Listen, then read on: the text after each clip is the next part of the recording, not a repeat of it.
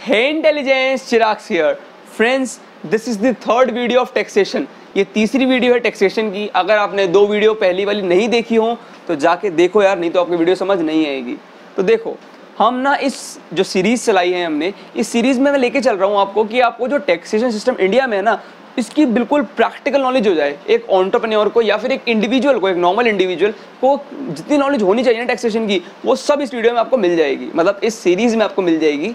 तो इससे पहले वाली दो वीडियोस में आपसे बात कर चुका हूँ कि इनकम टैक्स पे हम चल रहे थे। एक्चुअली में मैंने सबसे पहले वीडियो में बताया था आपको कि दो तरह टैक्स होते हैं, एक होता है डायरेक्ट टैक्स, एक होता है इनडायरेक्ट टैक्स।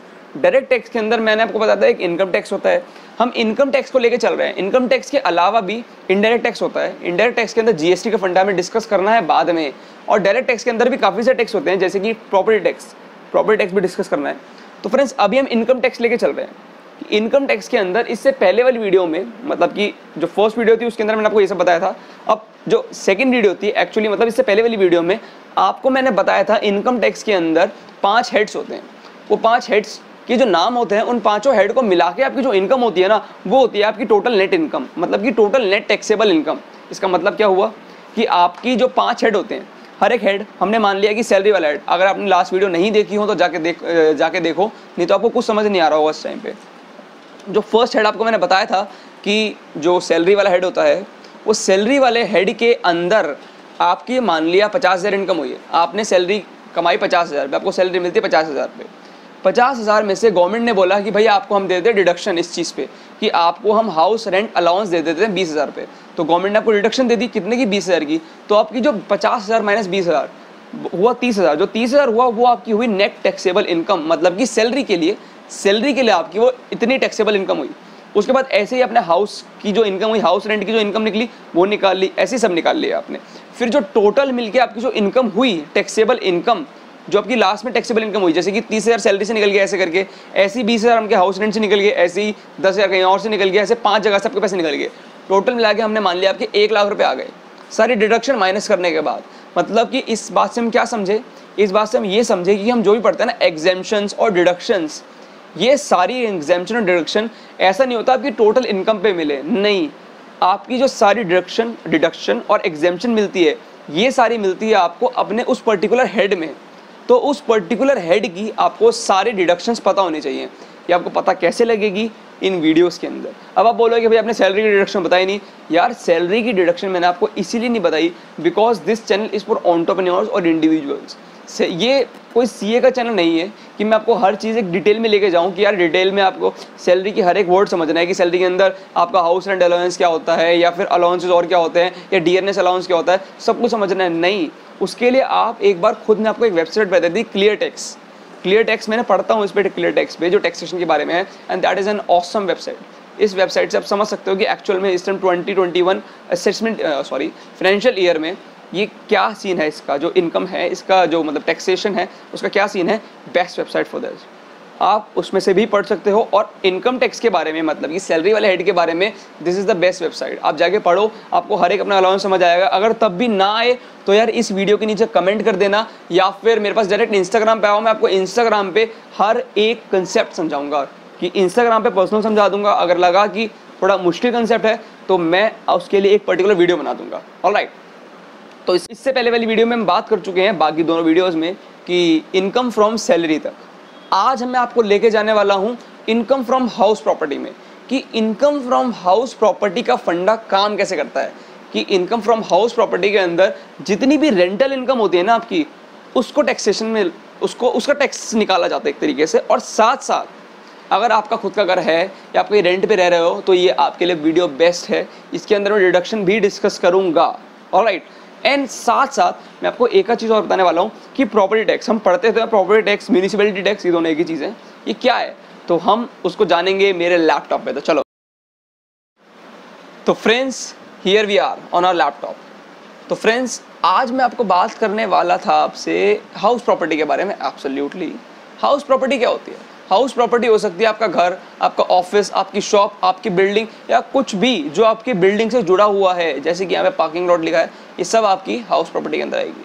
अब हाउस प्रॉपर्टी के अंदर 3 तरीके से हाउस प्रॉपर्टी को डिवाइड करा गया है, कि आपकी हाउस प्रॉपर्टी आप खुद रह रहे हो उसके अंदर, या फिर आप आपने लेट आउट कर रखा है उस हाउस प्रॉपर्टी को, मतलब कि आपने उसको किराए पे दे रखा है, या फिर इनहेरिटेड प्रॉपर्टी है, मतलब आपकी जो भी हाउस प्रॉपर्टी है वो पूरी इनहेरिटेड प्रॉपर्टी है, मतलब आपको किसी एंसेस्टर से मिली है, जैसे कि बाप दादा से मिली है।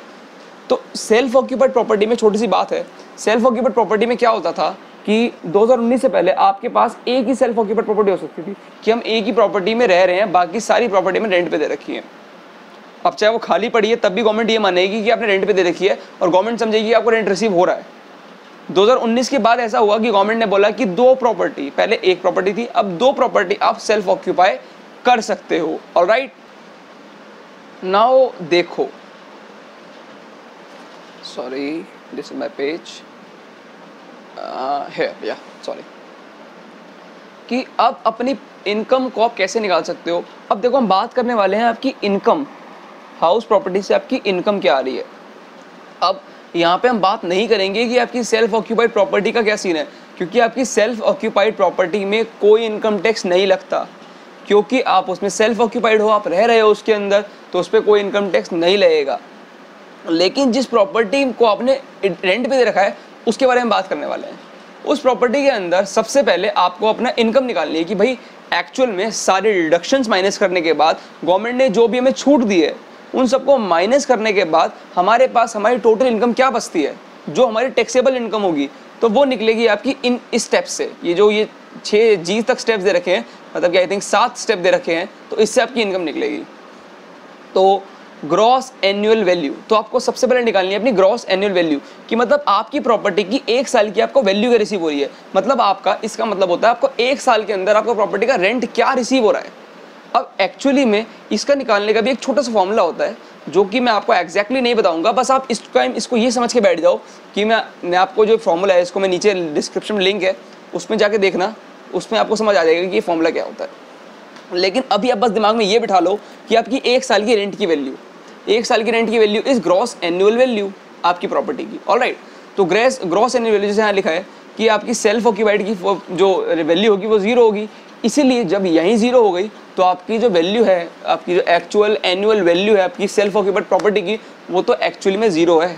ऑलराइट, तो इसका रेंट आपको नहीं, रेंट आप नहीं दोगे तो ऑब्वियस, रेंट आप नहीं लोगे तो ऑब्वियसली कोई इनकम नहीं होगी, तो आपको इस पर कोई टैक्स नहीं भरना अगर आपकी सेल्फ ऑक्यूपाइड प्रॉपर्टी है। तो लेट आउट प्रॉपर्टी हमने रेंट पे देखिए, उस प्रॉपर्टी के अंदर आपने एक ग्रॉस एनुअल वैल्यू निकाल ली, तो हमने मान लेते हैं हमारे पास जो ग्रॉस एनुअल वैल्यू आई वो आई हमारे पास 1 लाख रुपए, कि हमें 1 साल के अंदर 1 लाख रुपए का टैक्स रिसीव हो रहा है, ओ रेंट रिसीव हो रहा है जी। परफेक्ट, कोई दिक्कत नहीं है इसके अंदर, मतलब मंथली 10,000 रेंट रिसीव हो रहा है, नो कुछ कम है, देख लेंगे। 1 लाख आपको 1 साल का रिसीव हो रहा है। ऑलराइट, अब प्रॉपर्टी टैक्स की बात है यहाँ पे है प्रॉपर्टी टैक्स, कि इसमें से प्रॉपर्टी टैक्स माइनस कर दो। अब आप बोलोगे कि यार टैक्स तो हमें देना है, हम कौन सा टैक्स माइनस करें। भाई हाँ, आप ये दे रहे हो, इनकम निकाल रहे हो, अभी आप टैक्स नहीं दे रहे, अभी आप सिर्फ इनकम निकाल रहे हो कि आपकी टोटल इनकम क्या होगी। लेकिन उस जिस आप एरिया में रह रहे हो उस एरिया में रहने का रेंट दोगे नहीं दोगे, अब वो इनकम टैक्स में थोड़ा ना आएगा, वो तो आपका अलग से एक और टैक्स है। तो आप उस एरिया में रहने का टैक्स आप दोगे नहीं दोगे, तो उसको बोलते हैं प्रॉपर्टी टैक्स, उसको बोलते हैं म्यूनिसिपैलिटी टैक्स, उसको बोलते हैं हाउस टैक्स, ये तीनों नाम है। तो ये कैसे निकालोगे, इसको निकालने का इस वेबसाइट पे एक बढ़िया सा फॉर्मूला दे रखा है, ये बड़ी आसानी से समझ सकते हो इस वेबसाइट पे। देखो, जैसे मैं दिल्ली में रहता हूँ तो मैं दिल्ली के जो टैक्स निकालने का मैं आपको बता रहा हूँ कैसे निकालते हैं दिल्ली के अंदर। आपकी स्टेट में भी शायद ऐसा ही होगा, आप जिस भी स्टेट में रहते होगे। तो देखो यहाँ पे कैटेगरीज में बांटा गया है, आप जिस भी कॉलोनी, आप दिल्ली में कॉलोनीज बोल सकते हैं या फिर एरियाज बोल सकते हैं, आप जिस भी एरिया में रहते हो उस पर्टिकुलर एरिया को किसी न किसी कैटेगरी में बांटा गया है। तो म्यूनिसिपैलिटी ने ये जो भी टैक्स होता है ना, प्रॉपर्टी टैक्स, ध्यान रखना इनकम टैक्स नहीं, प्रॉपर्टी टैक्स, प्रॉपर्टी टैक्स जो भी है वो सारा प्रॉपर्टी टैक्स आपसे म्यूनिसिपैलिटी रिसीव करेगी, म्यूनिसिपैलिटी ऑफ योर एरिया वो आपसे रिसीव करेगी। ओके, तो इसका स्टेट गवर्नमेंट, सेंट्रल गवर्नमेंट के पास टैक्स नहीं जाता। जो मैंने कहा था ना, छोटे छोटे टैक्सेस होते हैं जो कुछ म्यूनिसिपैलिटी और छोटी मोटी गवर्नमेंट रिसीव करती है, तो वो आपका म्यूनिसिपैलिटी टैक्स रिसीव करे, म्यूनिसिपैलिटी इस टैक्स को रिसीव करेगी, प्रॉपर्टी टैक्स को। तो ये कैसे निकलता है देखो। तो फ्रेंड्स देखो, इसके अंदर आपके पास, हम मान लेते हैं कि आप डिफेंस कॉलोनी में दिल्ली में रहते हो, डिफेंस कॉलोनी या फिर ग्रेटर कैलाश कहीं भी ले लो, आप किसी बी कैटेगरी के किसी एरिया में दिल्ली में रहते हो, आप किसी को भी ले सकते हो, आप जिसमें रहते हो आप ऑब्वियसली उसकी लोगे। तो मैंने मान लिया कि वैसे मुझे पता नहीं है बी को ये डिफेंस कॉलोनी है कहाँ पे, बट मैं ले रहा हूँ एग्जांपल। कि आप बी मतलब डिफेंस कॉलोनी में दिल्ली में रहते हो, ऑलराइट। अब गवर्नमेंट ने म्यूनिसिपैलिटी ने पूरी दिल्ली को 8 कैटेगरीज में बांटा है। जैसे मैंने आपको बताया, ये 8 कैटेगरीज में बांटने के बाद हर एक जगह का अलग अलग रेंट है कि ए से लेकर एच तक अलग अलग टैक्स हैं, टैक्स रेट्स हैं, ऑलराइट। तो देखो मैं आपको अपनी तरह समझाता हूँ। प्रॉपर्टी टैक्स निकालने के लिए आपके पास ये फॉर्मूला है, एनुअल वैल्यू इनटू में रेट ऑफ टैक्स। आपका जितना भी टैक्स रेट है, जैसे कि यहाँ पे बताया कि आपका कैटेगरी बी का टैक्स ऑफ रेट 12% है। अगर आप उस एरिया में रह रहे हो तो रेजिडेंट हो तो आपका टैक्स रेट 12% है। अगर वहाँ पे आपकी कमर्शियल प्रॉपर्टी है तो उसका अलग है, इंडस्ट्रियल प्रॉपर्टी है तो उसका अलग है। तो 12% जो टैक्स है वो टैक्स रेट ऑफ टैक्स हो गया। तो रेट ऑफ टैक्स तो हमने निकाल लिया 12% है। हम जहाँ रह रहे हैं, हम रहने की बात कर रहे हैं इस टाइम। अगर आप अलग बिजनेस कर रहे हो तो अलग टैक्स रेट निकलेगा, ऑलराइट। एनुअल वैल्यू क्या होगी? अब एनुअल वैल्यू को इससे कंफ्यूज मत करना। ये एनुअल वैल्यू है हमारी इनकम टैक्स के अंदर, ये एनुअल वैल्यू है हमारी प्रॉपर्टी टैक्स के अंदर। प्रॉपर्टी टैक्स का मतलब क्या होता है? आपकी घर की एनुअल वैल्यू क्या है, वो एनुअल वैल्यू मतलब आपकी घर की कीमत क्या है, उस हिसाब से बात कर रहे हैं एक साल की। तो उसके अकॉर्डिंग टैक्स लगने वाला है। मतलब एक्चुअली में कीमत नहीं कि भाई हमारा मकान 50 लाख का, तो उस तरीके से नहीं। एक्चुअली में एनुअल निकालने का भी पूरा फॉर्मूला है। तो देखो, जो म्यूनिसिपैलिटी है उन्होंने भी आपके जो एरिया है ना, उस एरिया की एक वैल्यू निकाल रखी है कि आप जिस एरिया में रहते हो उस एरिया की 1 स्क्वायर मीटर की वैल्यू क्या है।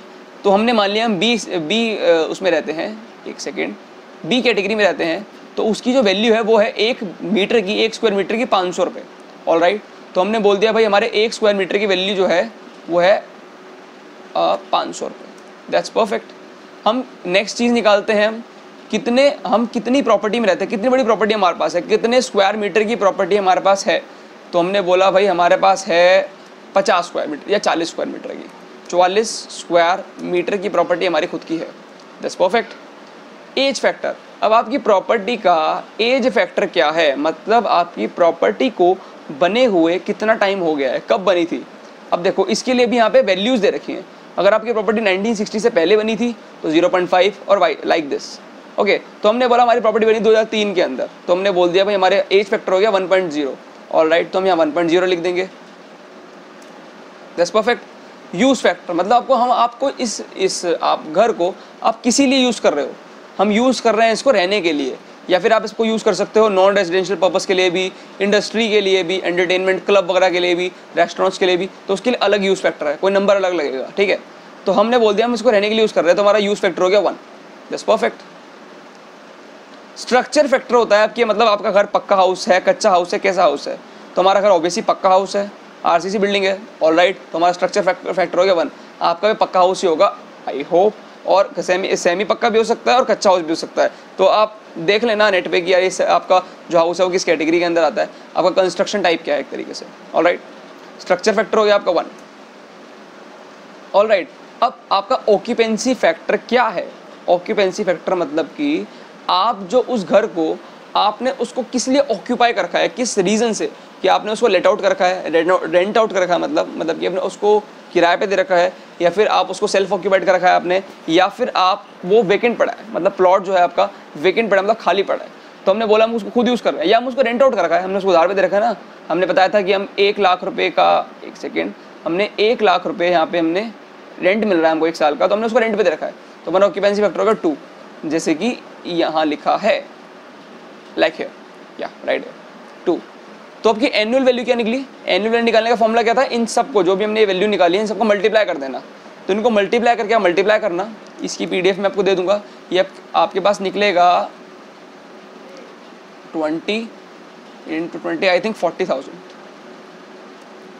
या 40,000 निकलेगा। 40,000 रुपीज़ की आपकी इन्होंने एनुअल वैल्यू निकाल ली। अब एनुअल वैल्यू निकल गई तो आपका इसका टैक्स रेट क्या होगा, प्रॉपर्टी टैक्स क्या होगा? एनुअल वैल्यू इनटू में tax rate. What is your tax rate? Tax rate 12% of 40,000। That's perfect. तो आपका ये टैक्स रेट निकल गया। यस, ये या ऑलराइट।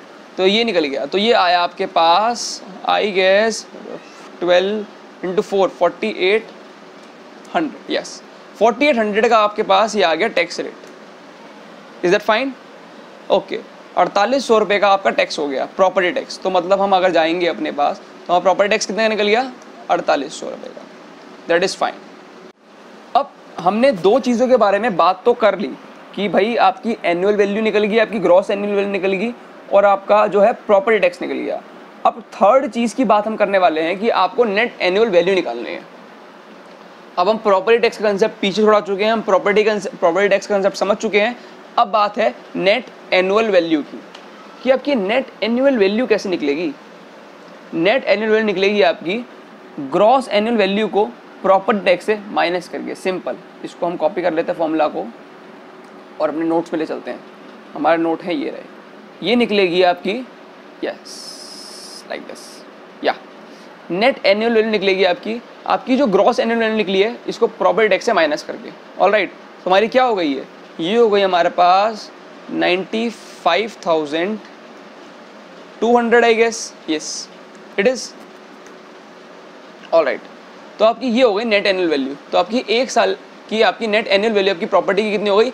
95,200। तो आप ये समझ रहे हो क्या निकल रहा है आपका? आपने 1 लाख रेंट रिसीव करा, गवर्नमेंट ने सोचा कि भाई आपने 4800 तो आपने टैक्स दे चुके हो, तो उसको गवर्नमेंट ने माइनस कर दिया कि आपकी ये इनकम नहीं है, आपका एक्सपेंस एक तरीके से, तो माइनस कर दिया। तो कितना हो गया? 95,200।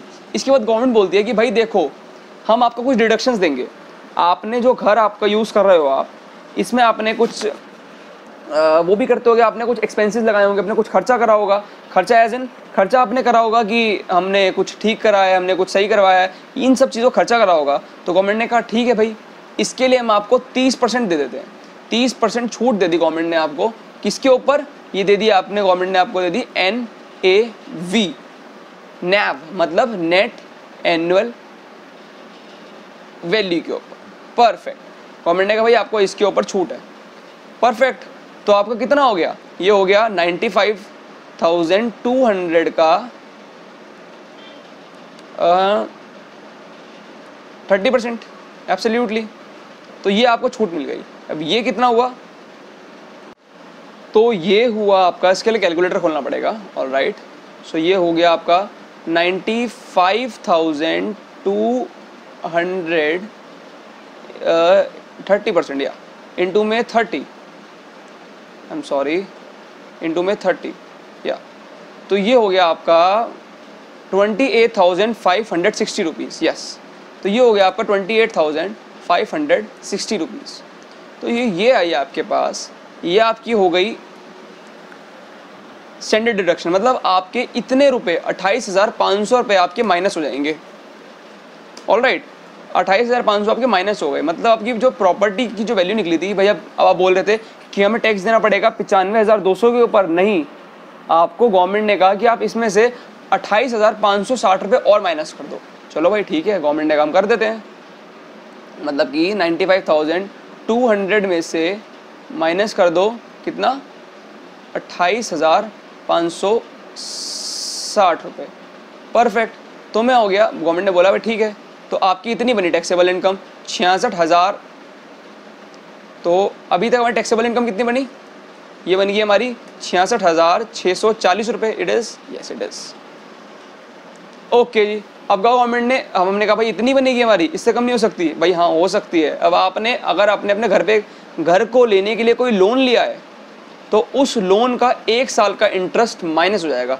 लेट आउट के केस में आपने 1 साल का जितना भी इंटरेस्ट आपका होगा, मतलब जितने टाइम भी आपका लोन चलेगा, आपका वो सारा इंटरेस्ट माइनस हो जाएगा। लेकिन सिर्फ और सिर्फ लेट आउट के केस में, अगर आपने उधार ले रखा है घर, तो उस टाइम आपका सारा लोन माइनस हो जाएगा। ऑलराइट, तो सारा लोन हमने मान लिया कि हमने हमारी 50,000 या 20,000 की साल की हमारी एक इंस्टॉलमेंट जाती है लोन की हमारी, या फिर हम इसको थोड़ा और बढ़ा लेते हैं, इसको हम बोलते हैं 3 लाख रुपये, या 3 लाख थोड़ा एक्स्ट्रा हो जाएगा तो हम इसको 50,000 ले लेते हैं। 50 ले लेते हैं। 50,000 आपकी जा रही है लोन की, आपकी लोन जा रहा है, आपका लोन का इंटरेस्ट जा रहा है। दैट्स फाइन, गवर्नमेंट ने कहा यही माइनस कर दो। कहा ठीक है जी, हम ये भी कर देते हैं। तो अब यहाँ जाके आपकी आ गई टोटल इनकम, टैक्सेबल इनकम कितनी हो गई? ये हो गई आपकी 16,640। अब सोचो, आपने इतनी डिडक्शन लगा दी, आपने इनकम कमाई 1 लाख रुपए, इनकम कितने कमाई, 1 लाख रुपए, लेकिन आप टैक्स कितने पे दे रहे हो, 16,640 रुपए पे। तो ये होती है, इसे बोलते हैं कि आप अपने टैक्स सेविंग कर रहे हो, टैक्स प्लानिंग कर रहे हो। कैसे कर रहे हो, इस तरीके से आप टैक्स प्लानिंग करते हो। ये आपका एक हेड है हाउस प्रॉपर्टी का। अब आपने इसको उधार दिया, अब एक बार इसको एक और इसका नजरिया देखते हैं कि अगर आप उसको सेल्फ ऑक्यूपाई कर रखा है, सेल्फ ऑक्यूपाई करने पे क्या सीन है, आपका रेंट आ रहा है 0, प्रॉपर्टी टैक्स लेकिन जा रहा है आपका 4800 रुपये, आपकी नेट एनुअल वैल्यू क्या होगी, -4800 रुपये। इज इट भाई, आपका ये 0 है, ये आपका 0 है, इसमें से 4800 जा रहे हैं, तो -4800 हो गई आपकी प्रॉपर्टी। ठीक है, अब आपका स्टैंडर्ड डिडक्शन क्या हुआ, 30% किसका, अब आपको स्टैंडर्ड डिडक्शन इसमें नहीं मिलेगा। स्टैंडर्ड डिडक्शन आपको, ये आपका खुद का केस है कि आपने इसको खुद के लिए यूज़ कर रहे हो प्रॉपर्टी को आप, तो उसमें आपका स्टैंडर्ड डिडक्शन नहीं मिलेगा। तो आपकी इस टाइम आपकी हाउस की टैक्सेबल वैल्यू क्या हुई, टैक्सेबल वैल्यू हुई 4800 माइनस में। ये माइनस का क्या चक्कर है, ये बताता हूँ।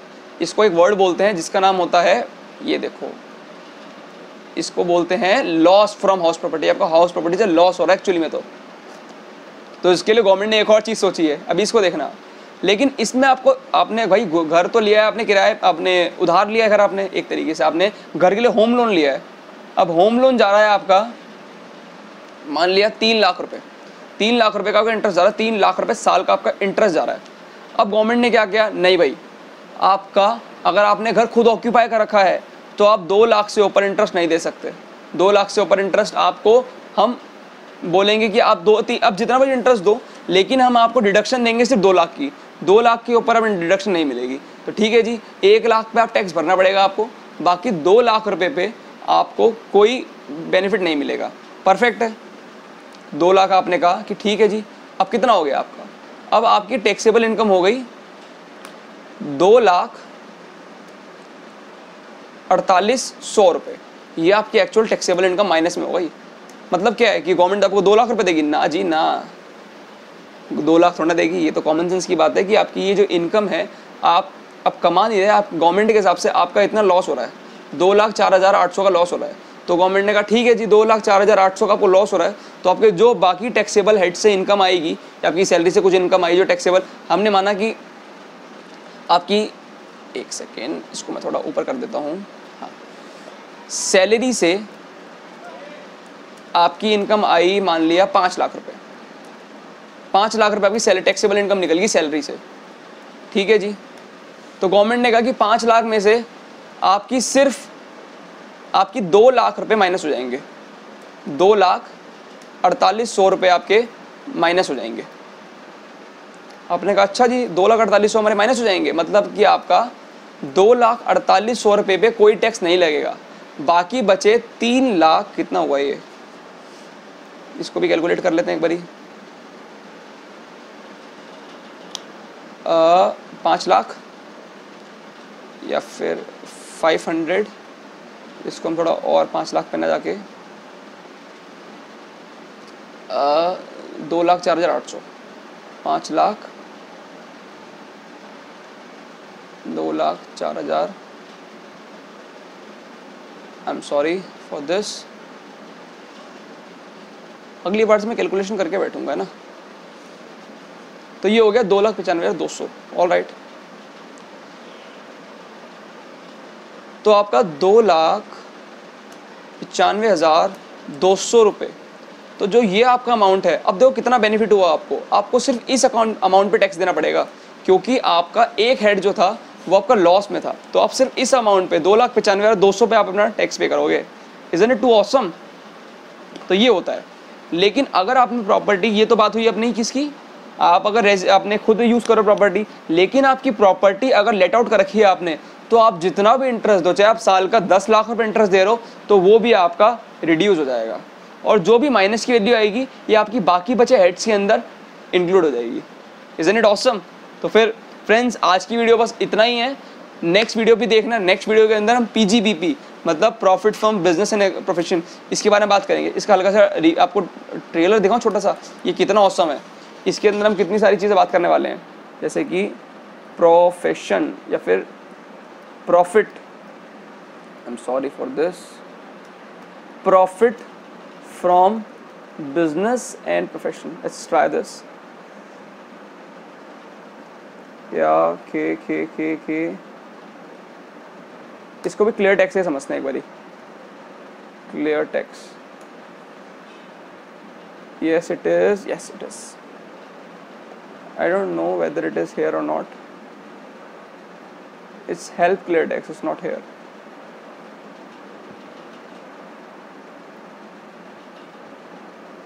Okay, मैंने इसको सर्च करा था। मैं एक बार इसकी हिस्ट्री में जाऊँ अपनी ब्राउज़र की, देख लो कितना साफ साफ है, सब कुछ पढ़ता रहता हूँ पर। Okay, that's amazing, that's amazing. यहाँ पे था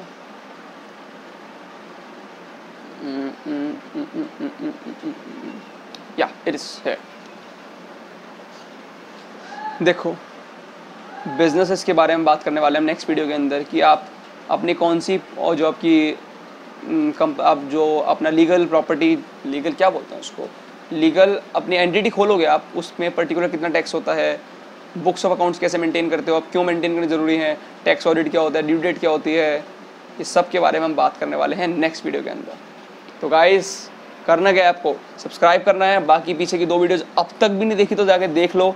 ये वीडियो अगर आपको बस अच्छी लगी हो तो उसको लाइक करो, चैनल को सब्सक्राइब करो और नेक्स्ट वीडियो में ज़रूर आऊँगा। और अगर आपको कोई भी डाउट हो तो मेरा इंस्टाग्राम है, ये कमेंट बॉक्स है, सब कुछ है। कमेंट तोड़ दो यार, कमेंट बॉक्स फोड़ दो, कुछ भी करो। I want subscription and I want your valuable feedback in my comment box. और कोई भी डाउट हो तो इंस्टाग्राम पे आओ। आई वॉन्ट एंगेजमेंट, मुझे चाहिए कि आप इंस्टाग्राम पे आओ और ताकि हमारी एंगेजमेंट बढ़े। ऑलराइट, सो बाय। नेक्स्ट वीडियो का वेट करना, परसों आएगी।